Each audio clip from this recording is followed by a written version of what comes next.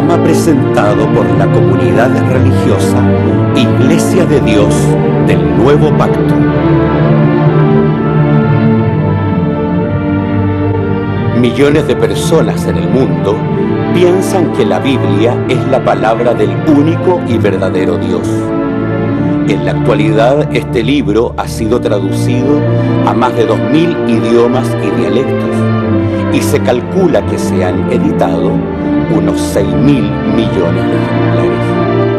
Ningún otro libro que se haya escrito ha ejercido tanta influencia en la sociedad como la Biblia. Sin embargo, su lectura no ha reportado la felicidad ni los beneficios que se esperan de ella. Conozca a través de este programa el porqué de esta situación y lo que verdaderamente enseñan las Escrituras.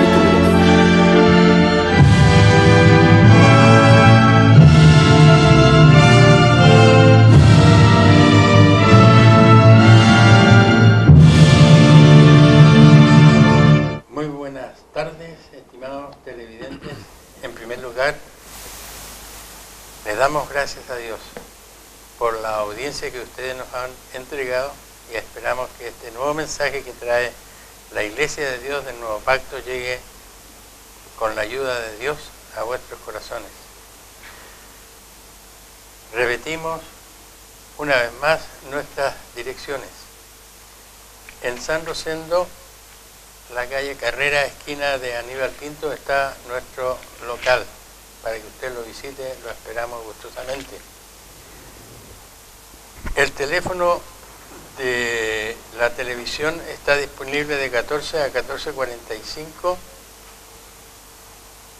y normalmente el teléfono para la semana, para cualquier llamado que usted quiera hacer, 840-653-77. Nuestra página web es www.idnp.cl. De manera que esperamos ansiosos su llamado, sus cartas, sus recomendaciones. Estamos dispuestos a escuchar lo que usted desee de nosotros, a oírle y a participar con ustedes esta santa verdad. El tema que vamos a tocar hoy día es un tema de mucha trascendencia. Es hoy, ayer y mañana va a seguir siendo de la misma trascendencia por el significado, por el contenido y porque se trata de una situación absolutamente especial. No hay ninguna publicación, ningún libro, ninguna edición que se haya repetido tantas veces como el libro que vamos a presentarle. Fue, en primer lugar, el primer libro impreso el año 1445 por Gutenberg. Y, en segundo lugar, ha sido publicado en 2.300 idiomas y dialectos. A mí me gustaría que usted recorriera su memoria si pudiera encontrar una cosa semejante a esta. Es el libro más vendido del mundo y sigue de actualidad hasta el día de hoy, hasta el día de mañana y para siempre, porque es palabra de Dios. Y a propósito de lo que estoy diciendo, es precisamente este tema que vamos a tocar en esta oportunidad, con los panelistas acostumbrados que son nuestro pastor Francisco Ulloa, nuestro hermano Ariel Bustos y nuestro hermano Manuel Montero y un servidor de ustedes, Nelson Ulloa. De manera entonces de que vamos a tratar de hacer una recopilación. Es un tema tan amplio y tan grande y tan extenso que es verdaderamente imposible reducirlo al espacio que tenemos de una hora. Sin embargo, atacaremos los puntos básicos que consideramos importantísimos, no uno más que otro. Es que en verdad, repito, que el tema es tan grandioso y esperamos que usted pueda seguir con atención algunos datos que le van a servir de interés para la investigación de la Sagrada Palabra de Dios, titulada comúnmente la Biblia. Voy a ofrecerle la palabra al hermano Ariel Busto para que él hable sobre los orígenes de la misma. Venga la onda. Buenas tardes, queridos hermanos. Estamos acá reunidos en este nuevo día, sábado, y vamos a hablar un poco de esta historia de la Sagrada Escritura que parte con Moisés. Pero yo quiero rescatar un pasaje muy esencial porque en ello nos va a vislumbrar todo el caminar hacia adelante, que está en Éxodo capítulo 34, versículo 27, cuando le dice que escribe estas palabras porque de hecho esto es alianza contigo e Israel. Aquí ya empieza a vislumbrarse todo el caminar que iba a tener esta preciosa escritura a través del tiempo. Bueno, la Biblia, como dije antes, partió con Moisés. Fueron alrededor de 40 escritores que por obra de Dios ellos estuvieron presentes. Esto marcó alrededor de 1500 años de historia. El significado de la Biblia en sí viene del griego, que significa los libros. Dentro de este esquema está presente hasta Juan el Teólogo, que están considerados los 40 escritores. La composición de la escritura estaban llevadas a través de papiros y cueros de animales. En eso se escribía en aquellos tiempos. Por ser este tipo de material muy frágil, se tenía que reescribir. Entonces, para eso había personajes o grupos encargados de esto, como son los escribas o son los soferín. Ellos, en la estructura, tenían que, a medida que se iba este tipo de escritura dañando con el tiempo, tenían que reescribir. Entonces esa era la función principal de ellos a nivel de toda su historia. Después pasó hacia los masoretas, que la palabra significa masora, que es tradición. Ellos eran unos levitas que hacían copias de esta escritura. Eso a nosotros nos habla y nos quiere decir que a través del tiempo Dios se encargó de poder mantener, de poder guardar copias fidedignas de aquel testamento. La persona encargada de recopilar todos estos antecedentes fue Esdras. Después del exilio, en el concilio, en el exilio babilónico, él, siendo descendiente de la familia de Aarón, fue capaz de organizar todo este esquema de escritura para después poder ser llevada a través del tiempo. Los masoretas también tuvieron un labor muy fundamental, que fue la de que ellos pudieron acentuar, pudieron colocar puntuaciones, y así también pudieron ir haciendo que la escritura fuera un poco más sencilla de poder entender, siendo que también en ese tiempo había poco aprendizaje, había pocas personas que pudieran saber leer, pero así se fue transcribiendo esta escritura.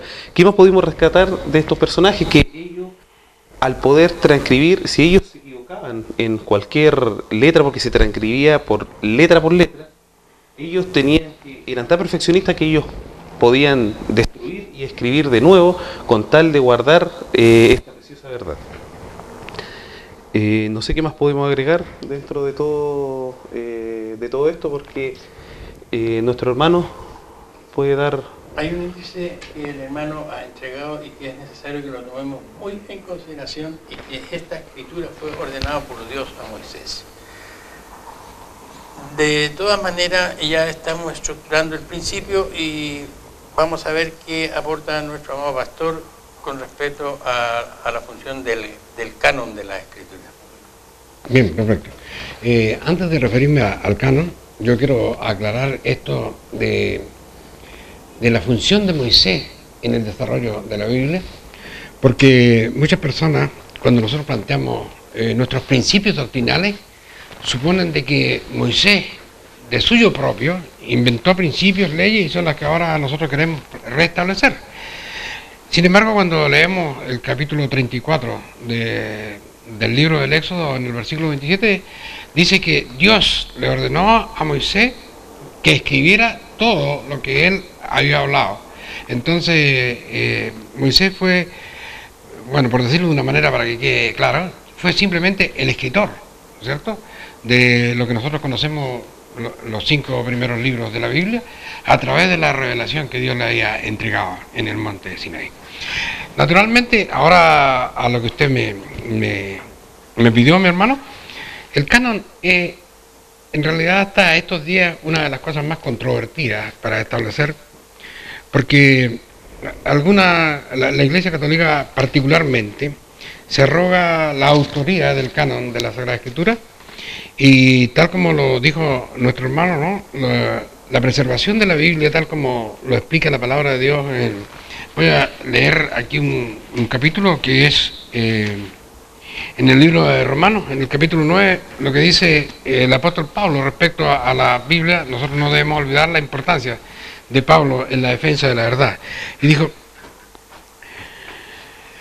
deseara yo mismo, dice, capítulo 9, versículo, voy a leer del 1 adelante. Verdad digo en Cristo, no miento, dándome testimonio, mi conciencia en el Espíritu Santo, que tengo gran tristeza y continuo dolor en mi corazón, porque deseara yo mismo ser apartado de Cristo por mis hermanos, los que son mis parientes según la carne. Aquí tenemos el sentimiento del apóstol Pablo respecto a lo que veía él, que era el camino de los hebreos en ese tiempo, respecto a la verdad establecida, ¿no es cierto?, para la iglesia del nuevo pacto. Pero él reconoce que ellos tienen una autoridad que no provenía de su etnia, sino que provenía de parte de Dios. Porque dice, porque son israelitas, dice el versículo 4, de los cuales es la adopción. ¿Qué significa esto? Ellos fueron adoptados de Dios, dice. De ellos es la gloria, porque Dios los eligió para ser, ¿no es cierto?, la primicia de las naciones del mundo para él. Y de ellos el pacto, porque Dios hizo un pacto con Israel que nunca se iba a separar de ellos, dice, y la data de la ley, el culto y las promesas. Entonces aquí tenemos claro la autoridad. Entonces, por eso es que nosotros aceptamos, por ejemplo, la palabra de la tradición judía, que le da a Esdras la autoridad de establecer el canon, o sea, la recopilación de los libros que iban a ser valederos para estar dentro de la Sagrada Escritura. Respecto al Nuevo Testamento, si bien es cierto, oficialmente, en la historia oficial, se establece como el trabajo de la Iglesia Católica en beneficio de esto, porque como todos sabemos, siendo Dámaso el obispo que tenía a la cabeza de la Iglesia hacia el año 382, él le pide a Jerónimo de Estridón que habían muchas partes de la Biblia escritas en el latín antiguo. Entonces era necesario modernizar todo eso y hacer una sola copia de la Biblia, y de ahí, ¿no es cierto?, nace lo que nosotros conoceríamos a posteridad como la Vulgata Latina, y nace también ya ordenado el Nuevo Testamento. Ahí teníamos la estructuración de la Biblia. Sin embargo, que sea de ellos el derecho, es importante en primer lugar conocer qué es efectivamente el Nuevo Testamento. El Nuevo Testamento, primero que todo, es el testimonio de los que vivieron con él. Mateo, Marcos, Lucas, Juan, parte de ahí, ¿no es cierto?, las 4 personas que vivieron, ¿no es cierto?, en los momentos, y dejaron el testimonio de lo que podría ser la biografía de los días de nuestro Señor Jesucristo, según la perspectiva de cada uno, ¿no es cierto?, la perspectiva histórica, por ejemplo, de Lucas, o la perspectiva judaica de Mateo, van marcando su línea. Y después vienen las cartas del apóstol Pablo, las cartas del apóstol Pablo, que son importantes conocerlas. Yo quiero leer 2 textos donde nos habla a nosotros que las cartas del apóstol Pablo, que ciertamente son parte de la Biblia, en la actualidad eran canónicas en el sentido de que la iglesia la ha usado siempre, y no tan solo una iglesia, la iglesia de Jerusalén, sino que podemos ver, por ejemplo, la carta a los Gálatas, en el capítulo 1 dice, Pablo apóstol no de los hombres, ni por los hombres, más por Jesucristo y por Dios Padre, que lo resucitó de los muertos. O sea, aquí reconoce nuevamente que, tal como nuestro Señor Jesucristo acostumbraba a decir, las palabras que yo lo hablo no son mías, sino del Padre que me envió, aquí él reconoce que su apostolado es una cosa que proviene de Dios. Cuando ustedes leen el capítulo 12 de 2 Corintios, dice, yo conozco un hombre, no sé si en la carne o en el espíritu, pero fue llevado al tercer cielo donde le fue revelada la verdad. Entonces, de eso nos habla él, dice. Y todos los hermanos que están conmigo a las iglesias de Galacia. O sea, la carta a los Gálatas, las personas piensan que es una carta a una iglesia. No, Galacia era una provincia en la cual había 6 iglesias, o 5 iglesias, y la carta que iba por todas las iglesias. Esta carta fue escrita en Antioquía, ¿no es cierto? Y de ahí fue corriendo de iglesia en iglesia.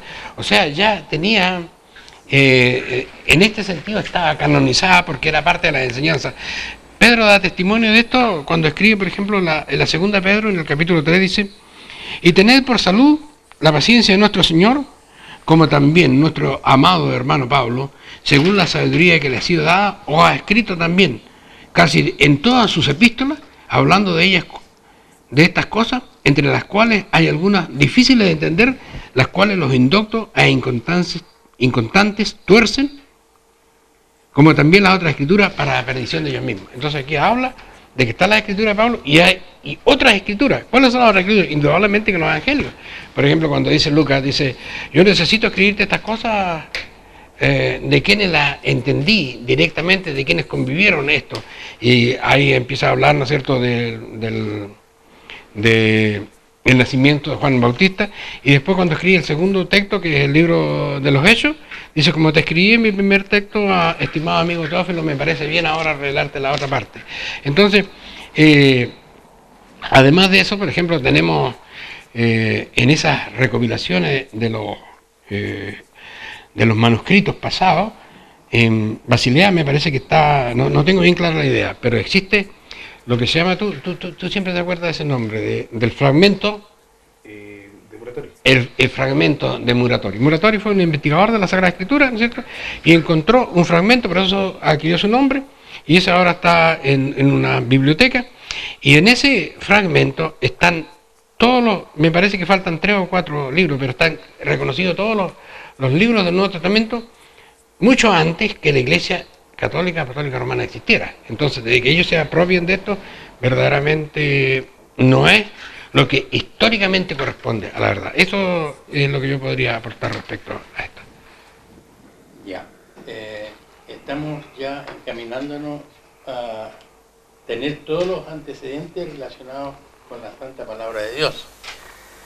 El hermano pastor ha complementado acerca de lo que dijo el hermano Ariel referente a que Jehová ordenó a Moisés que escribiera.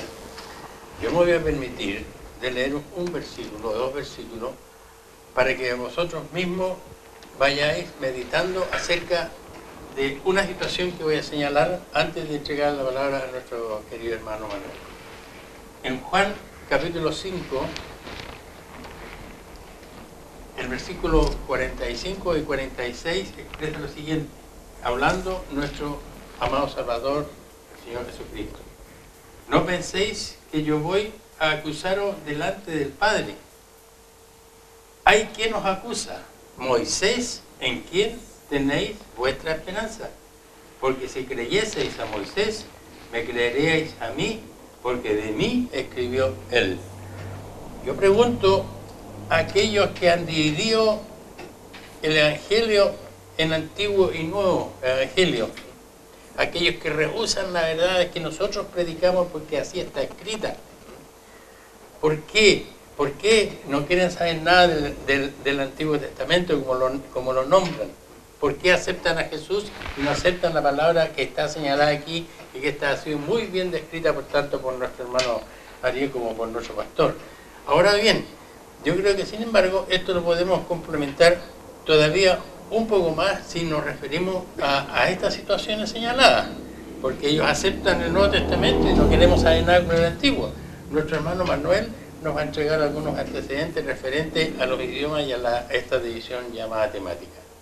Bueno, primero que todo saludar a todas las personas que están viéndonos en este día y bueno, es importante de analizar, ¿cierto?, lo que tiene que ver con este libro tan polémico que es la Sagrada Escritura. Bueno, la división más común de la Sagrada Escritura tiene relación con el Antiguo Testamento, surgida antes de nuestro Señor Jesucristo, y el Nuevo Testamento en la escritura posterior al ministerio de nuestro Señor Jesucristo. Surge indudablemente una mala interpretación referente a la carta del apóstol Pablo, ¿cierto?, que fue escrita al libro de los Hebreos en el capítulo 9, con el objetivo para el cristianismo moderno de dejar sin efecto la vigencia del culto de adoración. La técnica, técnicamente debería pronunciarse al Antiguo Testamento que se conoce hoy día como la escritura hebrea, y al Nuevo Testamento debería pronunciarse como la escritura griega. Sin duda que esto tiene sus divisiones. Por ejemplo, está dividido en el libro histórico, el libro profético, libros sapiensales. Por ejemplo, los libros históricos están contenidos lo que están los escritos de Moisés, que se le llama el Pentateuco, ¿ya? Y dentro de esos libros están también los libros que están desde Josué hasta el libro de Job. Ahí está Josué, está Ruth, está Samuel, está el libro de Primera de Reyes y Segunda de Reyes, Primera y Segunda de Crónica, más el libro de Esdras, Esther y el libro de Job.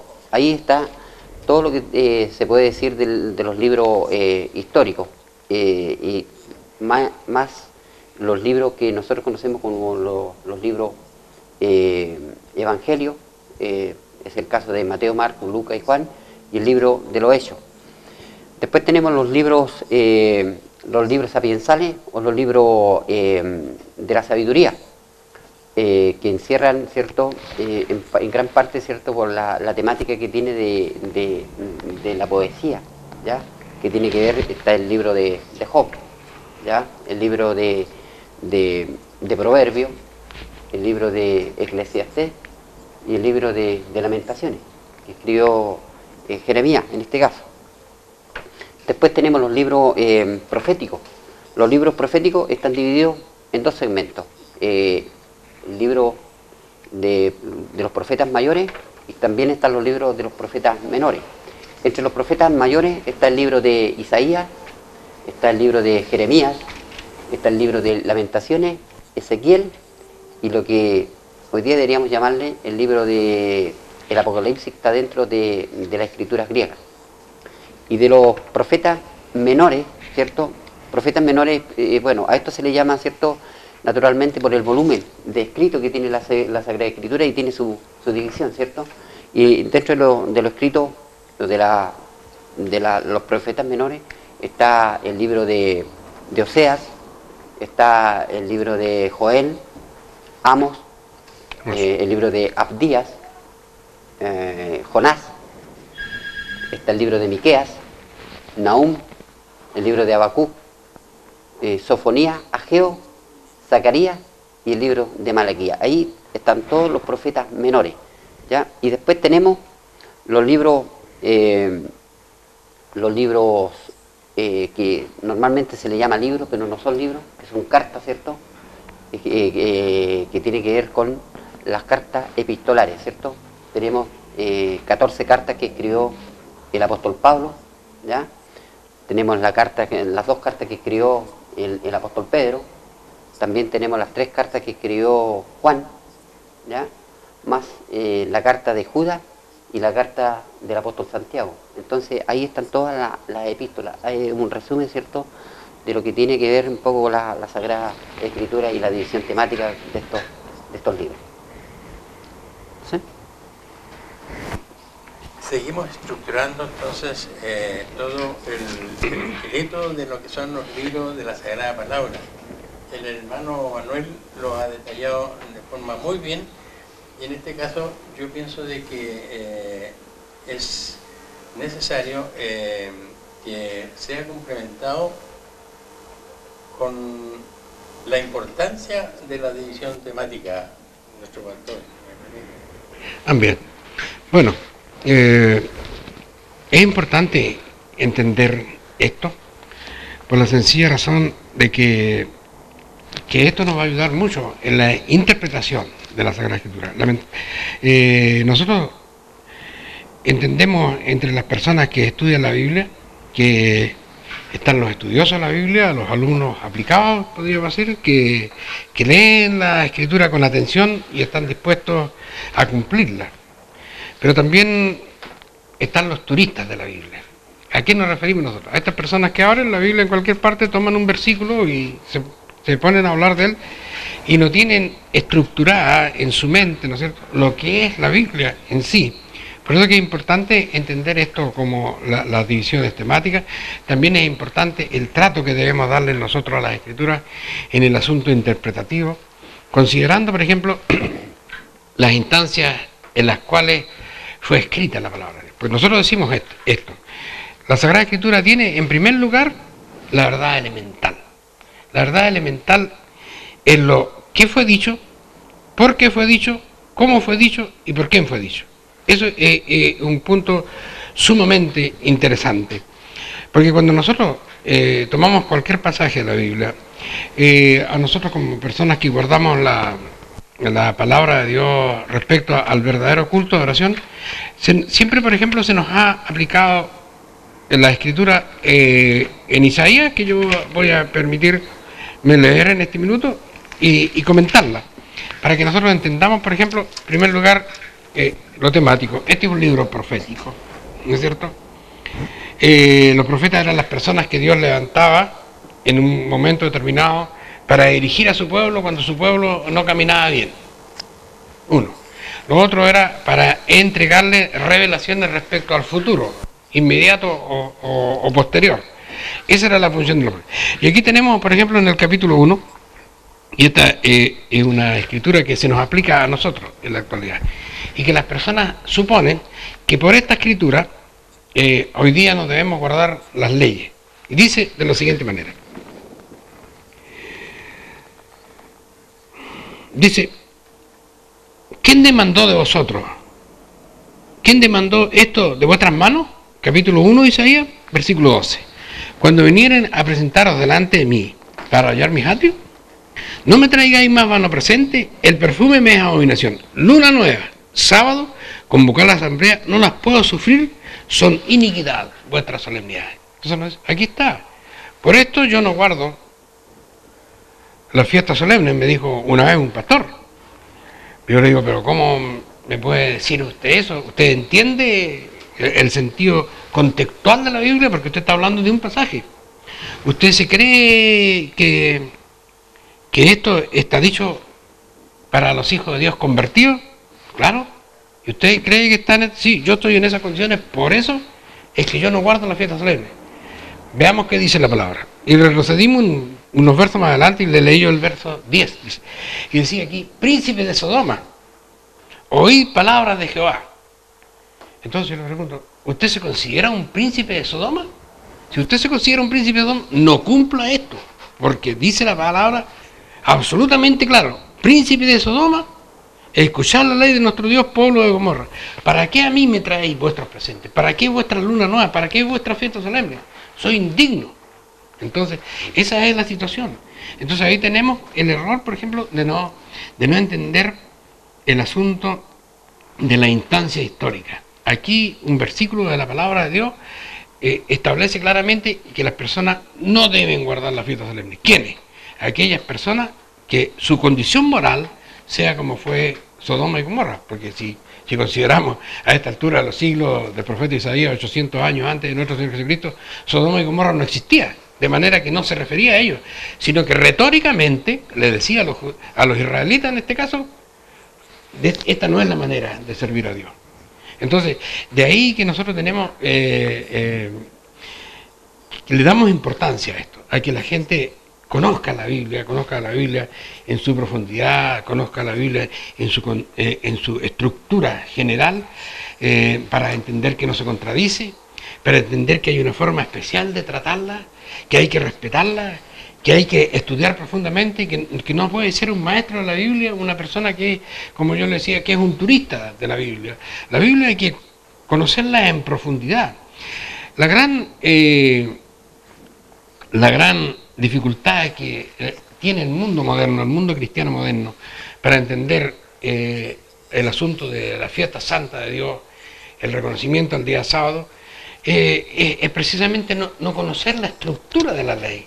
Dice la palabra de Dios, dice, hablando en el Nuevo Testamento, y el propio el apóstol Pablo dice, tenía empero primer pacto reglamento de culto, esa era una cosa, y tenía también el santuario mundano, pero para poder estar delante de Dios había que cumplir con las leyes que tenían que ver con el reglamento de culto, y había que cumplir con las leyes que tuvieran que ver con el santuario mundano. ¿Y cuál era la ley del santuario mundano? La ley que exigía los sacrificios, porque el santuario mundano tenía la capacidad otorgada por Dios de, mediante los sacrificios, sustituir la muerte de los individuos. Entonces eso era un conjunto, pero no se podían seguir presentándole sacrificios a Dios una vez que el gran sacrificio de la sangre de nuestro Señor Jesucristo no podía ser más superado. Entonces esas cosas la gente no las entiende porque no entiende la estructura de la ley. Por eso dicen ellos, pero aquí ahora empieza a operar otro espíritu, el espíritu de las personas, ¿no es cierto?, que definitivamente no entienden cómo está establecida la palabra de Dios. Por eso que para nosotros es importante hoy día haber presentado este estudio que tiene que ver con el conocimiento profundo de la Sagrada Escritura. No sé si tengo tiempo para agregar otro punto. Naturalmente. Bueno, por ejemplo, conversando con una persona, me decía, la Sagrada Escritura no tienen capacidad para sustentarte por sí solas. Necesitan de la tradición y necesitan de los escritos de los padres de la Iglesia. Hablando, ¿no es cierto?, de ciertos autores cristianos que escribían situaciones interpretativas de la palabra de Dios. Es decir, pero ¿cómo la Biblia no tiene sustento propio? O sea, estamos diciendo de que la palabra de Dios requiere el apoyo humano para poder subsistir.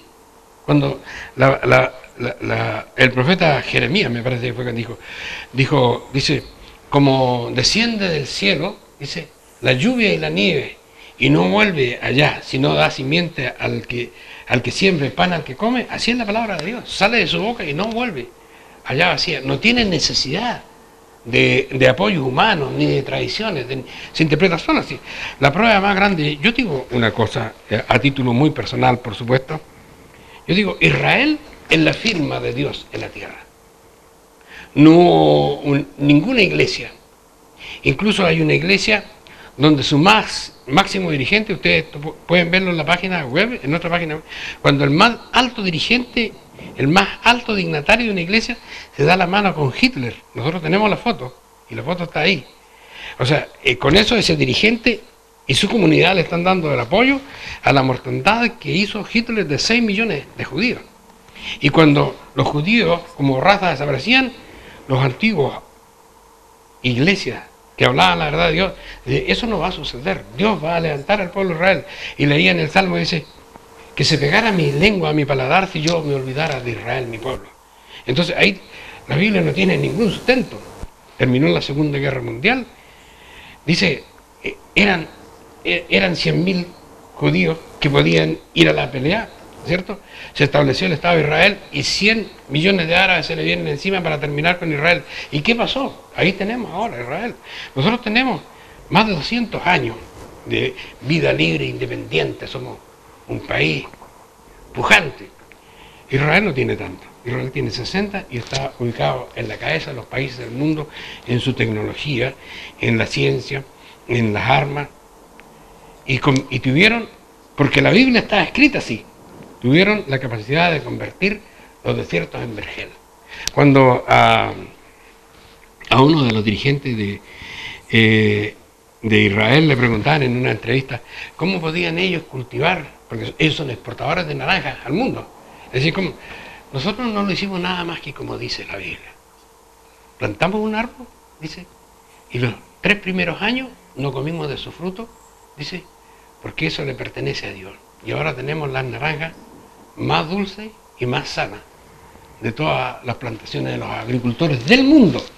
Entonces eso está escrito en la Biblia, y las cosas como están escritas en la Biblia se cumplen. Entonces, la Biblia no necesita el sustento humano, y eso lo podemos probar en otro estudio más adelante, ¿no? Eso es lo que quería decir. Bien, como ven ustedes, el tema está ardiendo y muy interesante. Yo espero que usted, amada y amado televidente, siga con nosotros, porque viene todavía algo mejor. Por ahora haremos una pausa.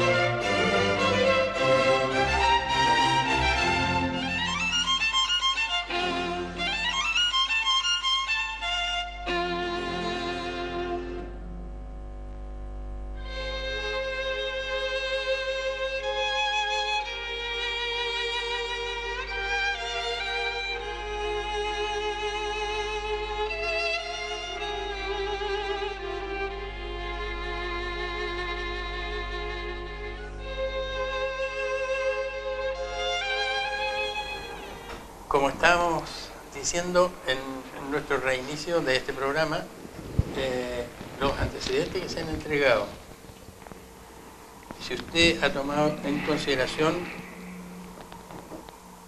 los distintos pasajes de la palabra que se han mencionado y los detalles mismos, se da cuenta de que efectivamente la Biblia es palabra de Dios.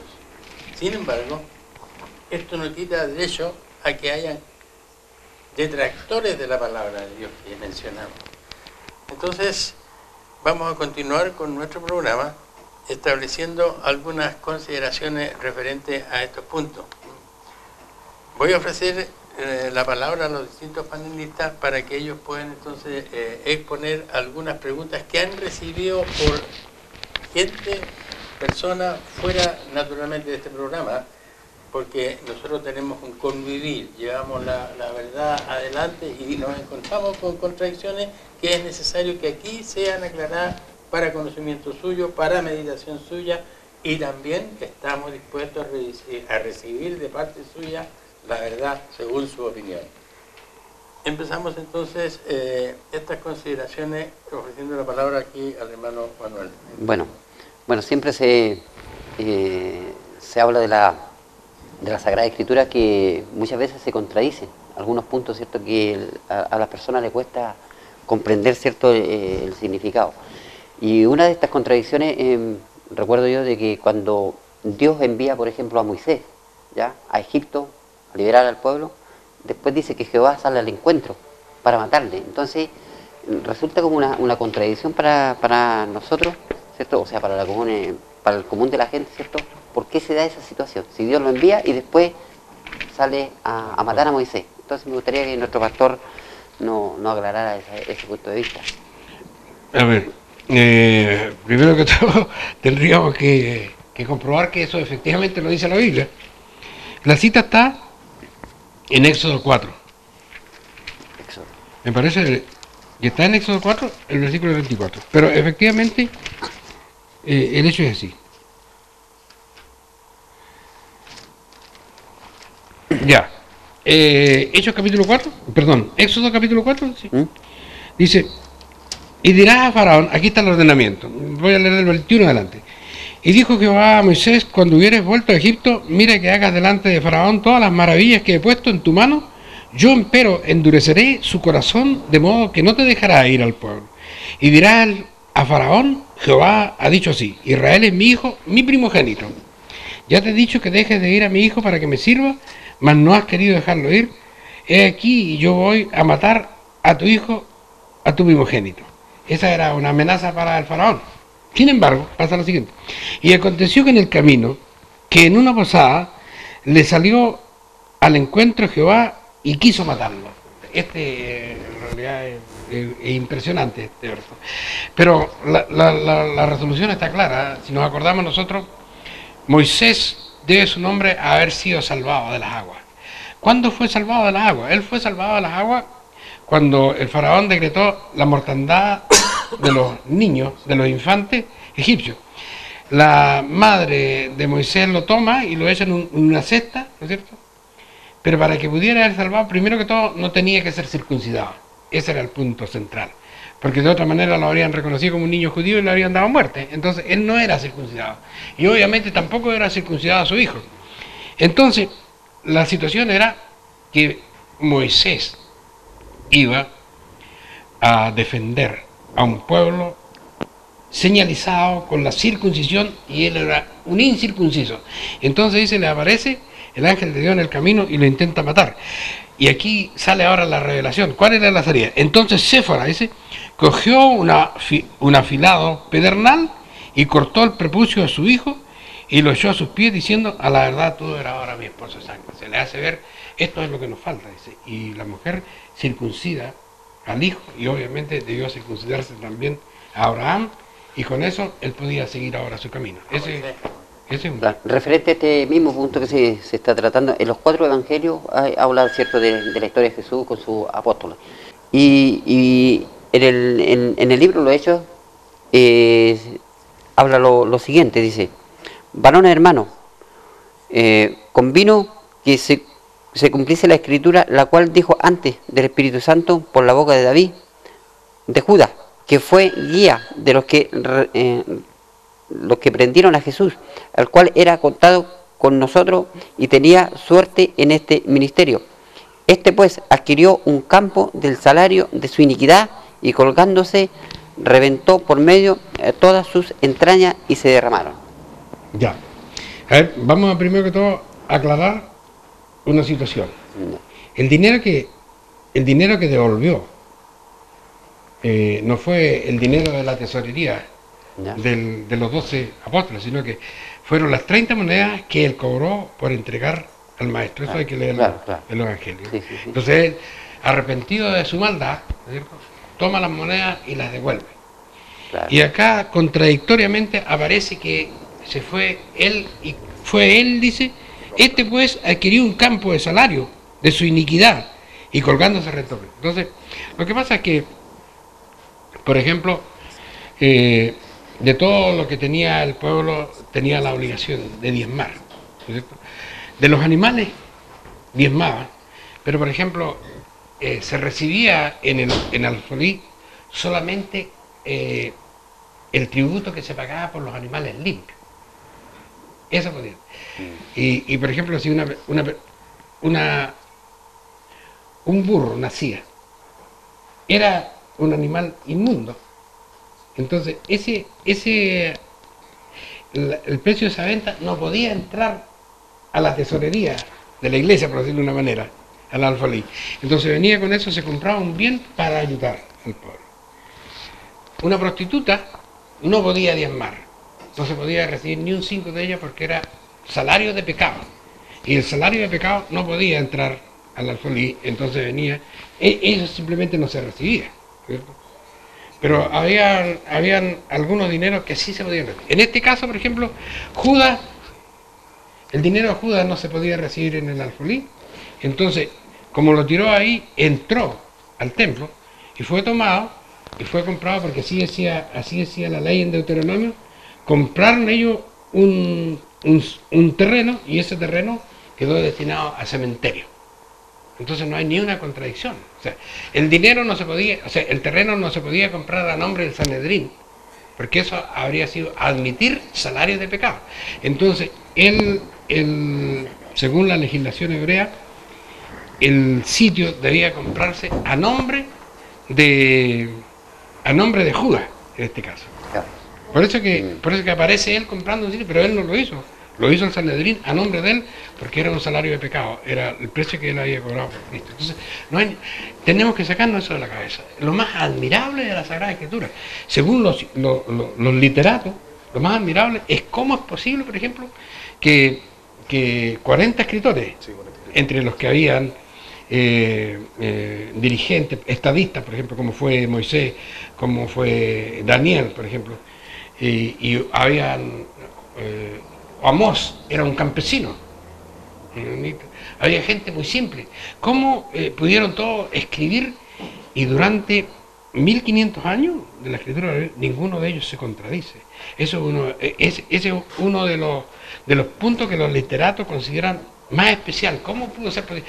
Y eso ellos dicen que algunos llegan a decir, bueno, esto no es la Biblia, no es verdad esto, por eso que, pero es exactamente así en la Biblia. Cada persona cuando nació hay un registro de ellos y se sabe, digamos, que fueron parte de esto y a través del Espíritu Santo escribieron. La Biblia no se contradice. Ese es el punto. El hermano Ariel tiene una pregunta o más.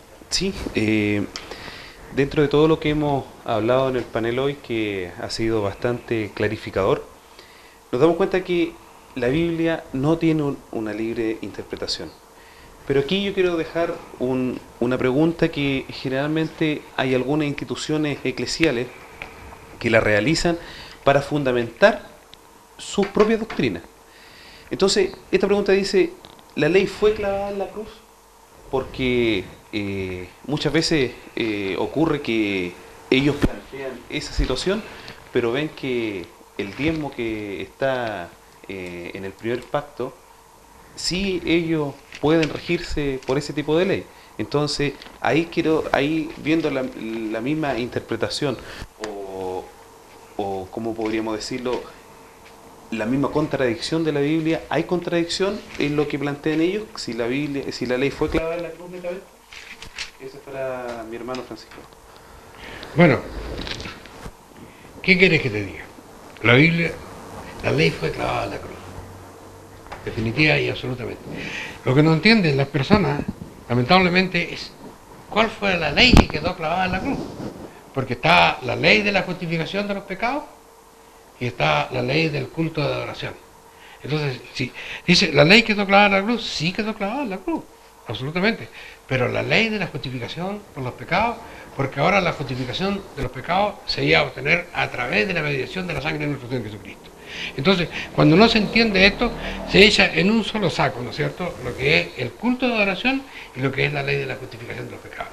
Ahora, cuando nosotros no entendemos, y ahí yo digo las instancias de tiempo, ¿qué pasó?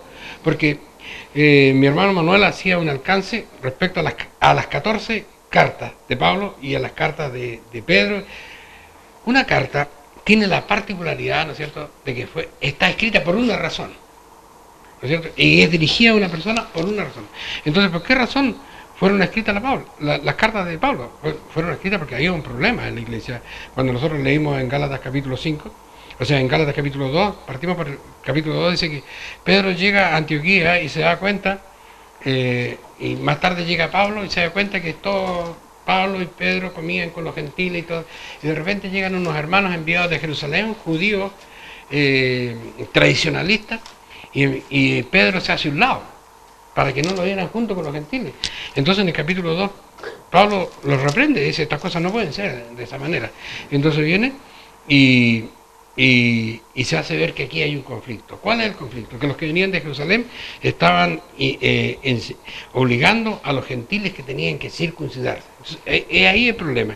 Y ese es el problema que ataca Pablo en todas sus cartas, porque eso tenía, digamos, eran tan respetados los hermanos que venían de Jerusalén, que definitivamente cuando llegaban y planteaban sus ideas, la iglesia quedaba confundida.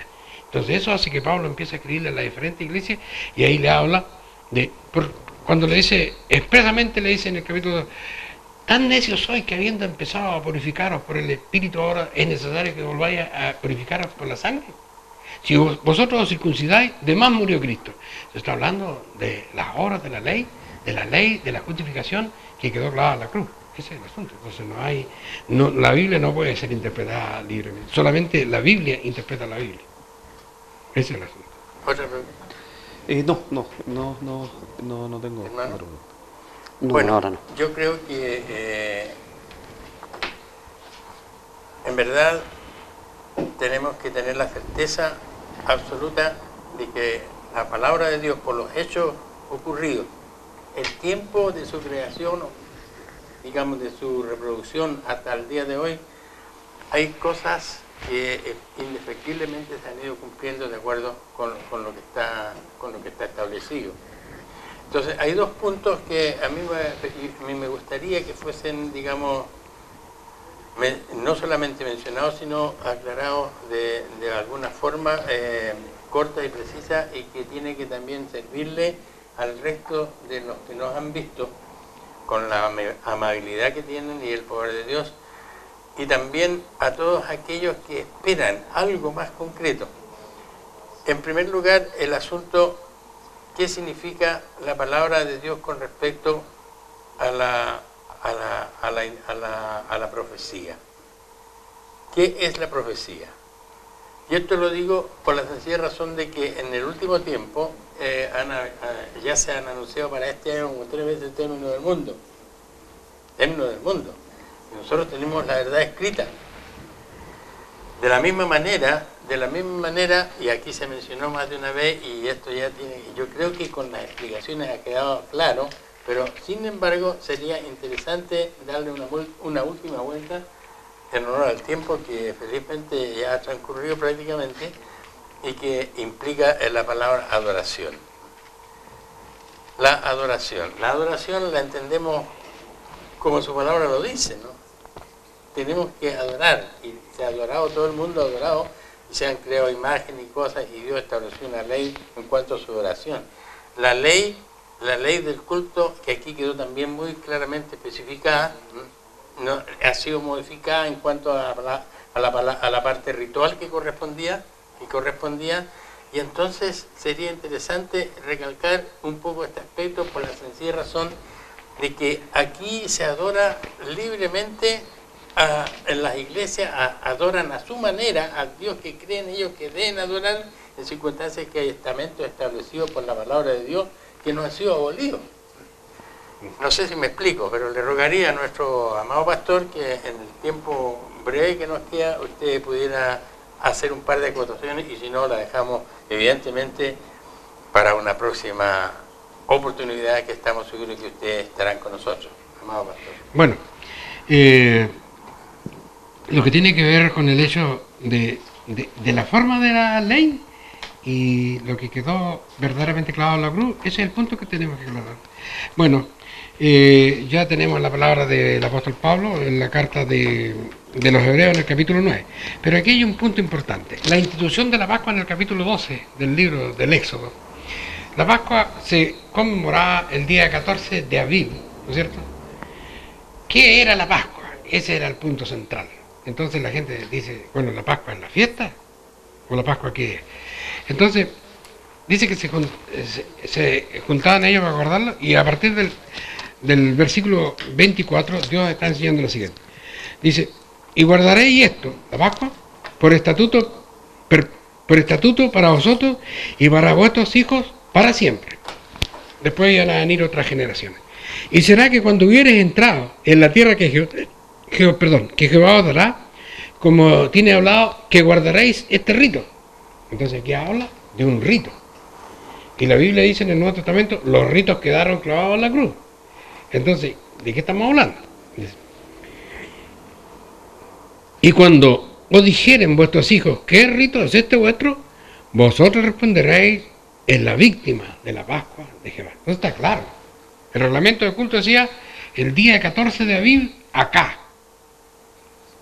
¿Y qué tenían más que traer? El cordero de la Pascua. ¿Qué rito es esto vuestro? Este rito dice aquí es la víctima de la Pascua. Entonces, cuando Pablo dice de que la Pascua quedó clavada en la cruz, entonces nos está diciendo, en la solemnidad de la Pascua ya no tenemos que traer un cordero para sacrificarlo, porque los ritos quedaron clavados en la cruz. Tenemos otro ejemplo en Edra, y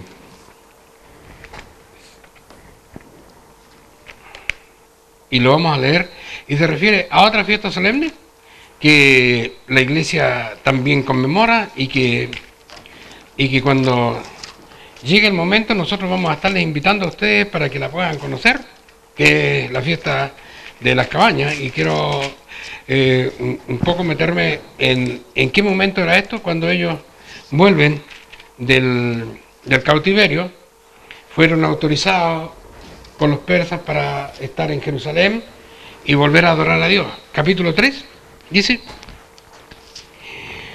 el versículo 3, dice, y asentaron el altar sobre sus basas. En el altar se sacrificaban los animales, bien que tenían miedo a los pueblos de la tierra, y ofrecieron el holocausto a Jehová y holocausto de la mañana y de la tarde. Eso era el holocausto continuo, una forma de oración. Hicieron asimismo la solemnidad de las cabañas, como está escrito. Entonces mi pregunta es, ¿dónde está escrito?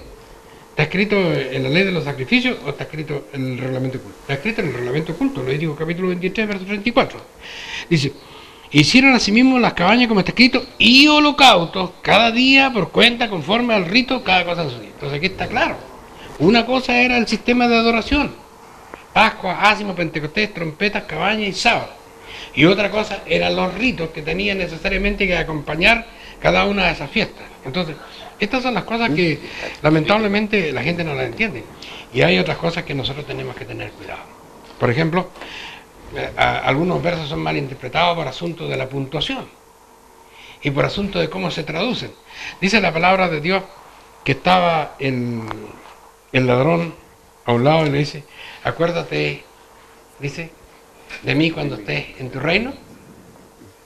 ¿Y cuál es la respuesta que se lee? No sé si ustedes se acuerdan. Desde hoy estarás conmigo en el paraíso. De cierto te digo, te digo que desde hoy estarás conmigo en el paraíso. Entonces, ahí tenemos una situación, ¿no es cierto?, que si ustedes leen el versículo de la Biblia no dice eso.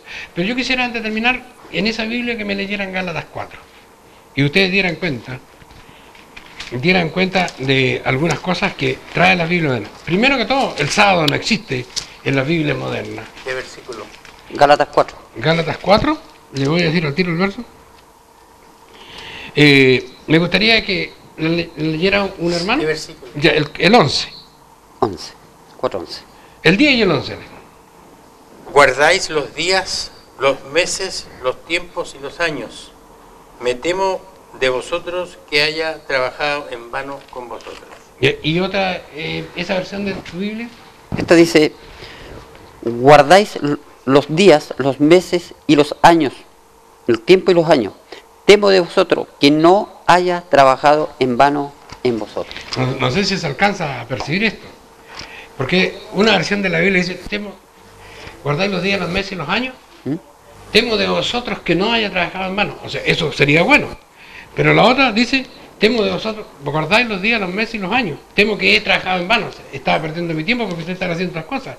Entonces ahí se dan cuenta que hay manos indignas en la palabra de Dios. Cuando ustedes leen, van a una iglesia y le leen Mateo, nadie dice, vamos a ver Mateo capítulo 24. San Mateo. ¿Quién puso San Mateo? Dios no. Jesús nunca le dijo, oye San Mateo, ven. Mateo. Y esto de los santos que ellos hicieron, esto lo hizo una iglesia y no está escrito en la palabra. Entonces así nos damos cuenta nosotros que tenemos que aprender a reconocer la palabra de Dios, ¿no? Eso.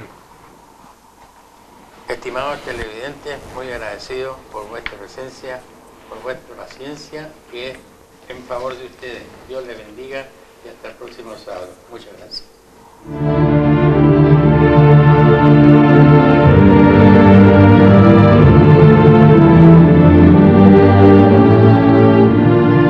Si le ha interesado lo que hemos expuesto, le invitamos a escribirnos al correo electrónico iglesiasiglo21@gmail.com y a sintonizarnos en esta emisora la próxima semana en el mismo horario.